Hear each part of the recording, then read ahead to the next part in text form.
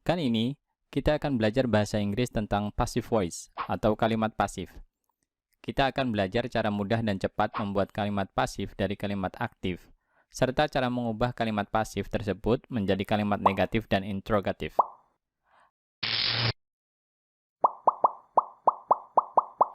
Coba perhatikan dua contoh kalimat berikut. I ate the cake. Saya makan kue itu. The cake was eaten by me. Kue itu dimakan oleh saya. I ate the cake. Ini bentuk kalimat aktif atau active voice. Sedangkan the cake was eaten by me, ini kalimat pasif atau passive voice. Perlu sahabat ingat, hanya kata kerja transitif atau kata kerja yang punya objek yang bisa digunakan dalam struktur kalimat pasif. Kata kerja seperti go misalnya, ini nggak bisa digunakan dalam kalimat pasif, karena termasuk kata kerja intransitif atau tidak butuh objek. Perubahan dari kalimat aktif menjadi kalimat pasif cukup sederhana. Pertama, objek kalimat aktif menjadi subjek kalimat pasif. Kemudian verb yang digunakan, apapun jenisnya, harus diubah menjadi verb 3, yang didahului oleh to be yang sesuai. Jadi pola dasar struktur pasif ini adalah be dan verb 3, or verb 3. Biasanya kita terjemahkan dengan makna di atau ter. Was eaten, dimakan. Di sini pakai was karena subjeknya the cake. Untuk tesisnya tidak mengalami perubahan. Dan terakhir, subjek kalimat aktif menjadi agent pada kalimat pasif. Agent ini harus didahului oleh preposisi by yang artinya oleh. Agent sendiri bisa diartikan sebagai the doer of the action, pelaku pada kalimat pasif.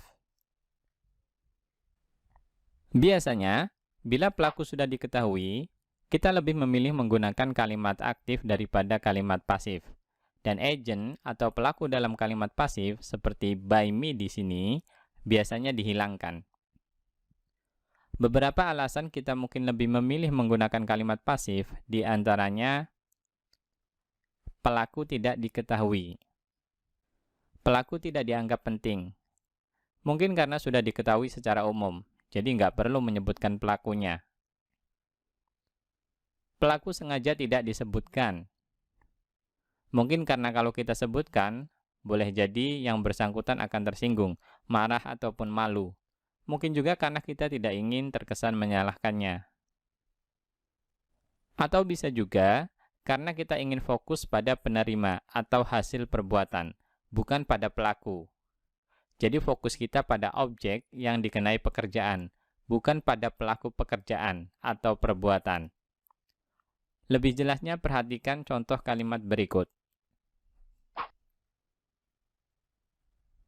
The software company was established in 1999.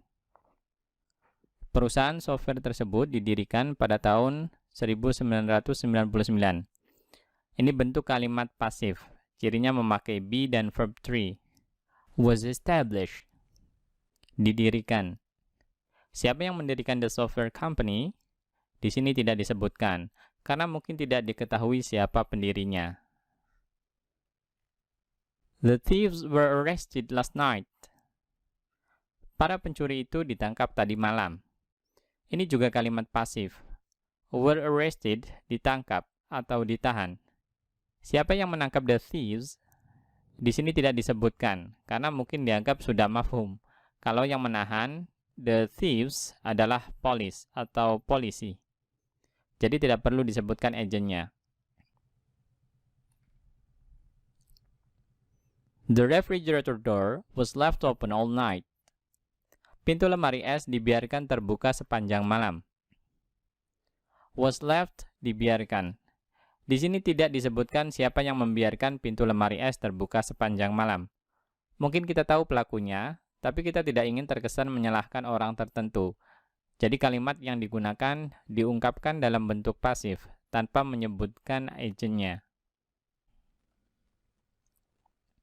Your friend. I really like your sweater. Temanmu bilang, saya sangat menyukai sweatermu. This sweater was made by my mother. Kamu jawab, sweater ini dibuat oleh ibu saya. Was made, dibuat. Di sini kata sweater lebih ditekankan daripada my mother. Jadi meskipun kita tahu siapa yang membuat sweater ini, tetapi kita ungkapkan dalam bentuk pasif, karena ingin lebih fokus pada produk atau hasil pekerjaan berupa sweater. Sekarang mari kita bahas tense forms of the passive. Bentuk-bentuk kalimat pasif dikaitkan dengan tensesnya. Perlu sahabat ketahui, meskipun tenses ada 12, ada juga yang menyebutkan 16, tapi tidak semua tenses punya bentuk pasif yang lazim digunakan. Hanya ada sekitar 8 tenses saja yang menggunakan bentuk pasif. Itu pun 3 di antaranya, yaitu semua bentuk perfect tense, jarang digunakan. Sebelumnya saya ingatkan kembali ciri utama bentuk passive voice atau kalimat pasif adalah be dan verb 3. Pada kalimat ini cirinya adalah was eaten, dimakan. By dan agentnya seperti by me di sini sifatnya optional, bisa dipakai atau enggak. Perlu diperhatikan juga, bentuk kalimat pasif selalu memakai verb 3 atau verb 3, apapun tensesnya, dan be yang digunakan harus sesuai dengan subjek dan tensesnya.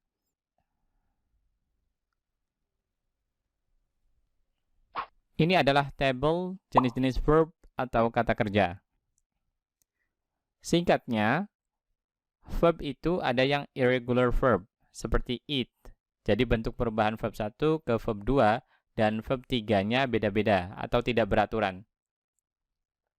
Ada yang masuk kategori regular verb, seperti reach. Pola perubahan verb 1 ke verb 2 dan verb 3-nya beraturan. Cukup menambahkan akhiran ed saja. Khusus untuk be, ini verb 1 dan verb 2-nya punya beberapa bentuk tergantung subjeknya. Untuk subjek I, pakai am. Untuk subjek kelompok he, she, it, Tom, water, kita pakai is. Am dan is bentuk lampaunya adalah was. Untuk subjek kelompok they, we, you, books, children, kita pakai are. Are bentuk lampaunya adalah were. Untuk bentuk be yang lainnya, digunakan untuk semua subjek. Sekarang mari kita lihat perubahan kalimat aktif menjadi kalimat pasif pada bentuk affirmative atau kalimat positif. Perlu diingat, penggunaan be harus sesuai dengan subjek dan tenses dari kalimat yang digunakan. Cara melihatnya mudah saja, tinggal kita lihat main verb dari kalimat aktif atau kata kerja utamanya. Kalau menggunakan base verb, maka be yang digunakan adalah bentuk asalnya yaitu be. Kalau menggunakan verb 1, maka be yang digunakan adalah am, is, atau are, sesuai dengan subjeknya. Kalau menggunakan verb 2, maka be yang digunakan adalah was atau were, tergantung subjeknya. Bila menggunakan verb 3, maka be yang digunakan adalah been. Kalau menggunakan verb ing, maka tinggal kita pakai being. Dan terakhir, kalau yang mau dipasifkan adalah infinitive, seperti to eat, maka be yang digunakan adalah to be. Penting sekali diingat, kalimat pasif, apapun tensesnya menggunakan verb 3. Lebih jelasnya, perhatikan dua kalimat simple present berikut. Rizky eats the cake. Rizky makan kue. Ini kalimat aktif. Subjek melakukan pekerjaan. The cake is eaten by Rizky. Kue dimakan oleh Rizky. Ini kalimat pasif. Subjek dikenai pekerjaan. Proses perubahan kalimat aktif menjadi pasif adalah pertama, objek the cake menjadi subjek. Kemudian verb 1 eats berubah menjadi verb 3 eaten yang didahului oleh be is karena subjeknya the cake. Dan di sini menggunakan verb 1 atau simple present. Contoh berikutnya simple past. Rizky ate the cake. Rizky makan kue. The cake was eaten by Rizky. Kue dimakan oleh Rizky. Kedua kalimat ini menunjukkan aktivitas yang sudah selesai di masa lalu. Di sini pakai verb 2, ate. Jadi be yang digunakan adalah was, karena subjeknya the cake.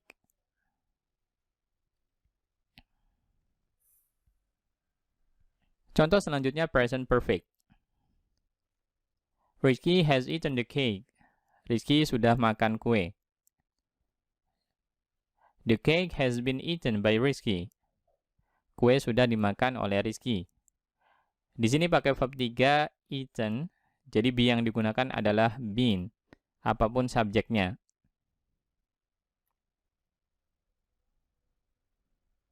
Next, contoh untuk past perfect. Rizky had eaten the cake. Rizky sudah makan kue. The cake had been eaten by Rizky. Kue sudah dimakan oleh Rizky. Ini sama dengan present perfect, karena di sini verb 3 eaten, jadi be yang dipakai adalah been, apapun subjeknya. Berikutnya future perfect. Rizky will have eaten the cake. Rizky akan selesai makan kue. The cake will have been eaten by Rizky. Kue akan selesai dimakan oleh Rizky. Ini juga pakai verb 3, eaten. Jadi sama dengan sebelumnya. Kita pakai be bentuk ketiga, yaitu been. Selanjutnya simple future. Rizky will eat the cake. Rizky akan makan kue.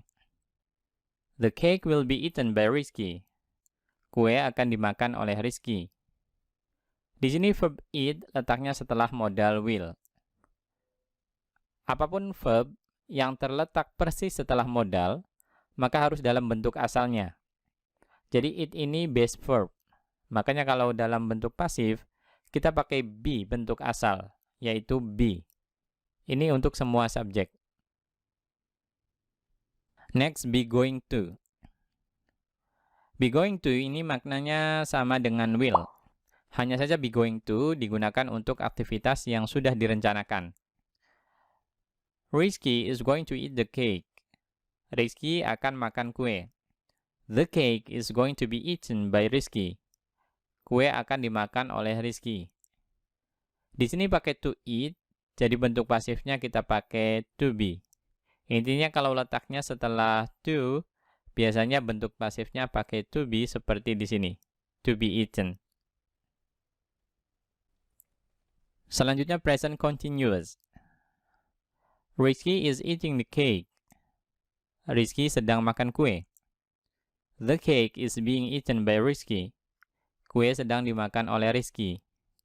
Di sini pakai verb ing, jadi bentuk pasifnya kita pakai being untuk makna sedang. Be yang sudah ada yaitu verb 1 is ini tetap. Karena di sini subjeknya the cake, maka kita pakai is. Kalau subjeknya apples misalnya, maka di sini kita pakai are. Berikutnya past continuous. Rizky was eating the cake. Rizky sedang makan kue. The cake was being eaten by Rizky. Kue sedang dimakan oleh Rizky.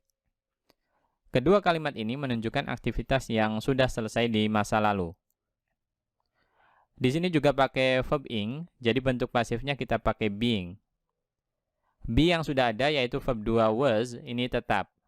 Karena di sini subjeknya the cake, maka kita pakai was. Kalau subjeknya apples misalnya, maka di sini kita pakai were.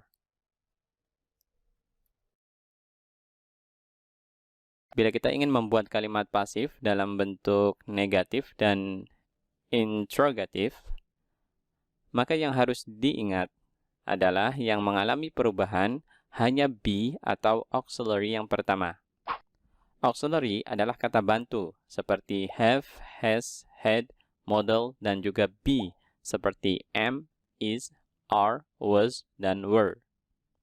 Untuk been, be, dan being tidak mengalami perubahan.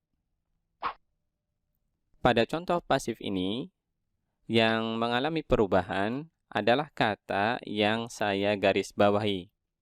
Ada is, was, has, had, will, is, dan was.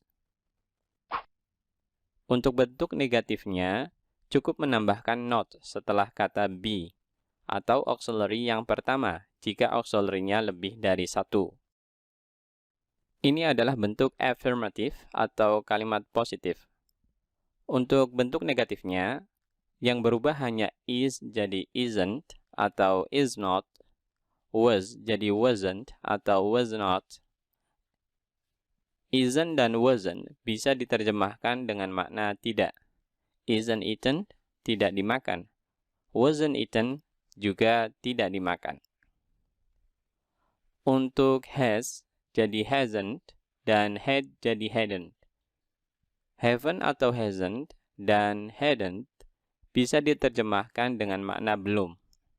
Hasn't been eaten atau hadn't been eaten artinya belum dimakan. Untuk will jadi won't atau will not, maknanya tidak akan. Won't have been eaten, tidak akan, atau tidak akan selesai dimakan. Won't be eaten, tidak akan dimakan. Untuk is dan was, sama seperti sebelumnya. Jadi isn't dan wasn't. Untuk bentuk interrogatif atau pertanyaan dari kalimat pasif afirmatif ini mudah sekali. Tinggal kita pindahkan be dan auxiliary pertama yang bergaris bawah. Di sini is, was, has, had, will, is, dan was. Kita pindahkan sebelum subjek.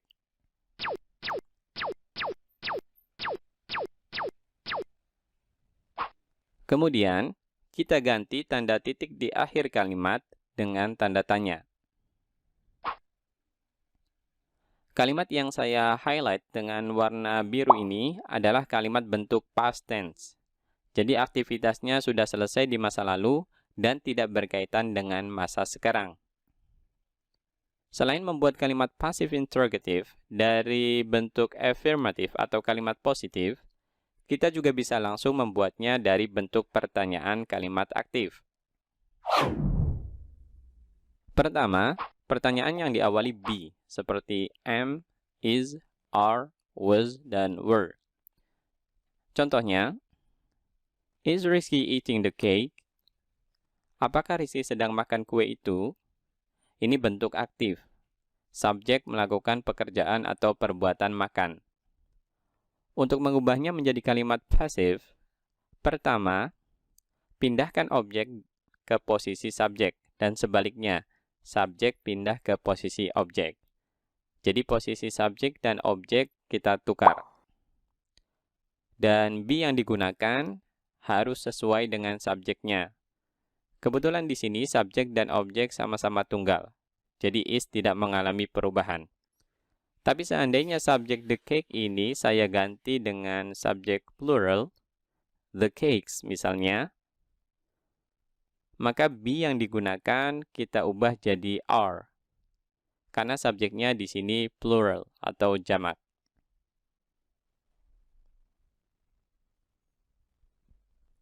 Selanjutnya, karena main verb atau kata kerja utama di sini menggunakan verb ing, maka kita tambahkan being untuk makna sedang. Dan kemudian kita ubah verb ing eating menjadi verb 3 eaten. Karena kalimat pasif cirinya menggunakan verb 3, jadi kita ganti main verbnya ke verb 3. Yang terakhir, kita letakkan by sebelum agent Rizky. Kalimat pasif bentuk interrogatifnya adalah is the cake being eaten by Rizky? Apakah kue itu sedang dimakan oleh Rizky? Contoh lain misalnya, is she helping the boys? Apakah dia sedang menolong anak-anak itu? Kalimat pasifnya adalah Are the boys being helped by him? Apakah anak-anak itu sedang ditolong olehnya? Di sini be-nya berubah dari is menjadi are, karena subjeknya juga berubah. Di sini pakai is karena subjeknya he, dan di sini berubah jadi are karena subjeknya the boys. Yang kedua, pertanyaan yang diawali oleh auxiliary have, has atau had. Contohnya, has Rizky eaten the cake? Sudahkah Rizky makan kue itu? Atau bisa juga kita terjemahkan, apakah Rizky sudah makan kue itu? Cara mengubah kalimat ini menjadi bentuk passive voice kurang lebih sama dengan pertanyaan yang diawali oleh be. Jadi pertama kita tukar posisi subjek dan objeknya. Karena kalimat ini sudah menggunakan verb 3, jadi nggak usah kita ubah. Langsung saja kita tambahkan be, bentuk ketiga yaitu been, sebelum main verbnya atau di sini eaten. Dan yang terakhir, kita letakkan by sebelum agent Rizky. Bentuk kalimat pasifnya adalah, has the cake been eaten by Rizky? Sudahkah kue itu dimakan oleh Rizky? Atau bisa juga kita terjemahkan, apakah kue itu sudah dimakan oleh Rizky? Contoh lain misalnya, have they studied English? Apakah mereka sudah belajar bahasa Inggris? Bentuk kalimat pasifnya adalah, has English been studied by them? Apakah bahasa Inggris sudah dipelajari oleh mereka? Kalau kita perhatikan kalimat aktif di sini pakai have karena subjeknya they, sedangkan kalimat pasifnya pakai has karena subjeknya English. Yang sama dengan they adalah kelompok subjek yang tidak suka s, seperti we, I, you, Tom and Jerry, books, dan children. Sedangkan yang sama dengan English adalah kelompok subjek yang suka s, seperti he, she, it, Tom, a book, dan water. Untuk penggunaan had, sama saja apapun subjeknya. Had tidak terpengaruh oleh perbedaan subjek.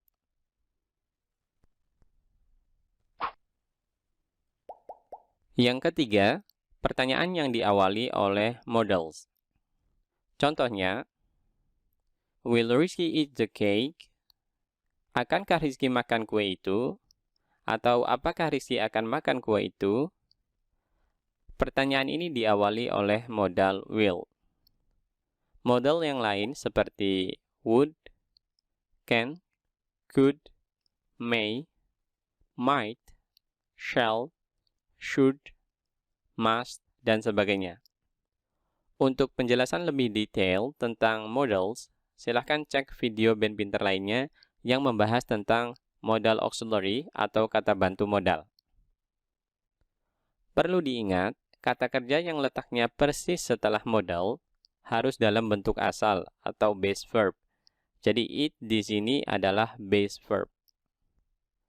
Untuk cara mengubah kalimat aktif yang diawali oleh modal seperti ini, maka caranya hampir sama dengan pertanyaan yang diawali oleh be dan have, has, atau had.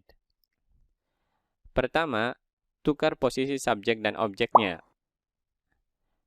Kemudian karena di sini menggunakan base verb, jadi kita tambahkan be.